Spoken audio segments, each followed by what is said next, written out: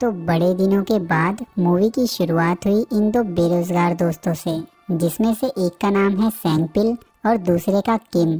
आज किम चोर बाजार से एक स्कूटर खरीद कर लाया है और वो उसी की टेस्टिंग कर रहा है, लेकिन वो एक खटारा स्कूटर है जो सिर्फ धक्का लगाने से ही चलता है। तभी वहाँ एक बाइक वाले ने आकर बिना मतलब के ही उसके स्कूटर का शीशा तोड़ दिया, जिसके बाद वो दोनों अपने खटारा स्कूटर से उसका पीछा करने लगे।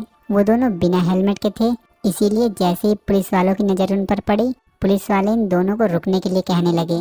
तभी अचानक स्कूटर के गुर्दे फेल हो गए, मेरा मतलब है ब्रेक फेल हो गई, जिसकी वजह से वो दोनों गड्ढे में जाकर गिरे और पुलिस उन्हें पकड़कर अपने साथ ले गई। वहाँ पुलिस स्टेशन में किम की मॉम सोही आई। उन्होंने आते ही किम की गलती के लिए उसे प्रसाद दे दिया। सोही किम से इसलिए बहुत ज़्यादा नाराज है क्योंकि ना तो वो पढ़ने जाता है और ना ही कोई काम करता है जिससे घर में 4 पैसे आए। असल में किम का पढ़ाई लिखाई में जरा सा भी इंटरेस्ट नहीं है। जब ये बात सोही को पता चली तो उन्होंने दोबारा उसे प्रसाद दे दिया। फिर इतना जलील होने के बाद किम ने फैसला किया कि वो बाहर जाकर काम करेगा और कुछ पैसे कमाएगा, लेकिन उसे ये नहीं पता कि आखिर वो जाएगा कहाँ और क्या करेगा। लेकिन फिर भी वो अपनी मॉम को बिना बताए घर से निकल गया, ये सोचकर कि किस्मत उसे कहीं ना कहीं ले ही जाएगी। जिसके बाद वो एक अनजान शहर में पहुंच गया। वहाँ बस स्टेशन पे किम को एक लड़की दिखी जिसका नाम लाली है।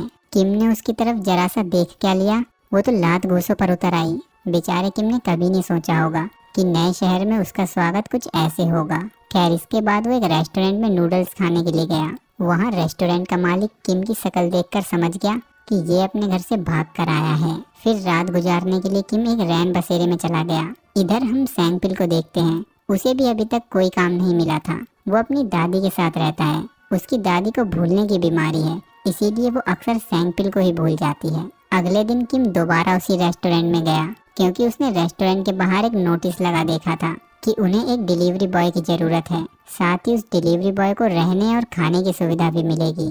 जिसके बाद रेस्टोरेंट के मालिक ने उसकी भोली शक्ल देखकर उसे काम दे दिया। वहाँ मालिक ने किम को एक और कर्मचारी से मिलवाया जिसका नाम गुमान है। वो हमेशा किचन में हेलमेट लगाकर जाता है क्योंकि वहाँ का शेफ और कोई नहीं, डॉनली है। बस फर्क इतना है कि वो देखने में डॉन कम डॉल ज्यादा लग रहा है। वहाँ किम को डॉन और गुमान के साथ रूम शेयर करके रहना पड़ेगा, जिसकी वजह से आज रात किम गुमान के खर्राटों और डॉन की डरावनी शक्ल की वजह से सो नहीं पाया क्योंकि डॉन हमेशा आंखें खोलकर सोता है। फिर अगली सुबह डॉन ने किम को समझाया कि उसे डिलीवरी करते वक्त किन बातों का ध्यान रखना है, लेकिन किम ने उसकी बातों पर जरा सा भी ध्यान नहीं दिया। इधर सेंगपिल नौकरी के सिलसिले में अपने एक दोस्त मिस्टर जो से मिला, जो सेंगपिल को नौकरी दिलवाने के लिए अपने बॉस के पास ले जा रहा है।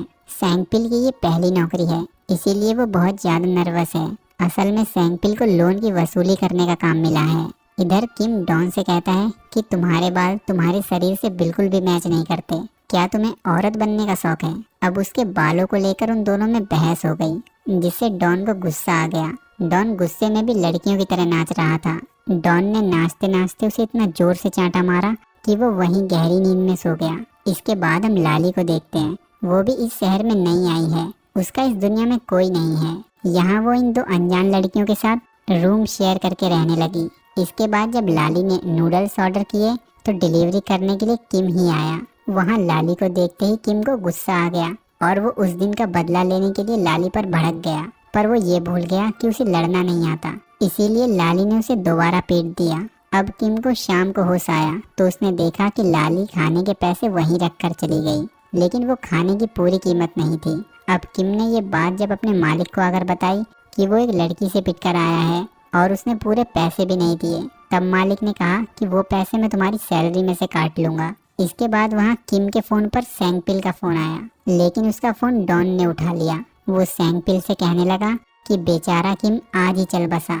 वहाँ डॉन हमेशा किम के मजे ही लेता रहता है, इसीलिए उन दोनों की आपस में नहीं बनती। इधर लाली जब अपने घर आई तो वहाँ उसके रूममेट्स के बॉयफ्रेंड आए हुए थे। ये देखकर लाली को बिल्कुल भी अच्छा नहीं लगा। वो उनसे वहाँ से जाने के लिए कहने लगी। तब वो दोनों लाली के साथ मारपीट करने लगे। हालांकि लाली वैसे तो एक अच्छी फाइटर है, लेकिन वो अकेले उन दोनों का मुकाबला नहीं कर सकती। इस मारपीट का शोर सुनकर मकान मालिक वहाँ पहुँच गई। तब लाली मौका देखकर वहाँ से भाग गई। इधर किम रात में स्मोक करने के लिए जब छत पर गया तो उसने देखा कि गुमान किसी चीज की प्रैक्टिस कर रहा है। लेकिन जैसा किम सोच रहा है वैसा बिल्कुल भी नहीं है। असल में गुमान पैन में खाना चलाने की प्रैक्टिस कर रहा है, क्योंकि वो एक शेफ बनना चाहता था, लेकिन बेचारा नहीं बन पाया। तभी वहाँ डॉन आ गया, जिसने किम को सिगरेट पीने से मना किया। तभी किम ने देखा कि लाली वहाँ से बड़ी तेजी में भागते हुए जा रही है, जिसके बाद किम उसका पीछा करने लगा ताकि वो अपने पैसे मांग सके। वहाँ उन दोनों लोगों ने लाली को पकड़ लिया और वो जबरदस्ती उसे कार में बिठाने लगे। किम को ये सब कुछ ठीक नहीं लगा, इसीलिए वो लाली की मदद करने लगा। डॉन भी ये सब छत पर खड़े होकर देख रहा था। किम बेचारा लड़ नहीं सकता था, इसीलिए वो डॉन को बुलाने लगा, लेकिन डॉन तो उसे देखकर बच्चों की तरह छुप गया। लेकिन गुमान वहाँ किम की मदद करने के लिए भागता हुआ आया। हाँ, वो बात अलग है कि निशाना थोड़ा गलत लग गया। अभी शोर शराबे को सुनकर वहाँ के लोग अपनी अपनी खिड़कियों से देखने लगे। तब ये दोनों वहाँ से चुपचाप चले गए। फिर किम ने लाली को अपने जूते पहनने के लिए दिए और कहा कि इन्हें जल्दी वापस कर देना, मेरे पास सिर्फ एक ही जोड़ी है। और हाँ, पिछली बार तुमने मुझे कम पैसे दिए थे तो वो भी लौटा देना। इसके बाद किम डॉन के पास जाकर उसे डरपोक कहने लगा, क्योंकि इतना भारी भरकम शरीर होने के बाद भी वो उसकी मदद करने के लिए नहीं आया। खैर, इसके बाद किम अपने काम को बड़े ही लगन से करने लगा। वो अपने काम से बहुत खुश था। इधर सेंगपिल भी अपने काम से अच्छे खासे पैसे कमाने लगा था। दूसरी तरफ सोही ने भी लोन लेकर एक छोटी सी दुकान खोल ली थी, लेकिन वो अभी भी बहुत परेशान थी। वो चाहती थी कि किम घर वापस आ जाए, लेकिन किम तो काम करके अपनी मॉम की मदद करना चाहता है। और आज किम को अपनी पहली सैलरी भी मिल गई, जिसकी खुशी में डॉन ने उससे पार्टी मांग ली। तब किम ने कहा कि मैं ऐसे आदमी को बिल्कुल भी पार्टी नहीं दूंगा जो मेरी मदद के लिए नहीं आया। लेकिन ना चाहते हुए भी किम को मजबूरन पार्टी में डॉन को भी शामिल करना पड़ा। वहाँ मालिक ने किम से कहा कि तुम एक बार अपने घर जाकर अपनी माँ से क्यों नहीं मिलाते, वो तुम्हारे लिए बहुत परेशान होंगी। तब किम ने उसके मुंह पर ही मना कर दिया कि मैं अपने घर नहीं जाऊंगा। तब डॉन ने उसे अपनी भाषा में समझाया कि बड़े जो कह रहे हैं उसे मान लेना चाहिए। फिर वो अगले ही दिन अपने घर चला गया, लेकिन उसकी मॉम घर पर नहीं थी, इसीलिए वो सेंगपिल से मिलने गया। वहाँ वो दोनों एक दूसरे को अपनी जॉब के बारे में बताने लगे। सेंगपिल ने किम को बताया कि उसकी मॉम ने एक छोटी सी दुकान खोल ली है, जिसके बाद किम अपनी मॉम से मिलने उनकी दुकान पर गया।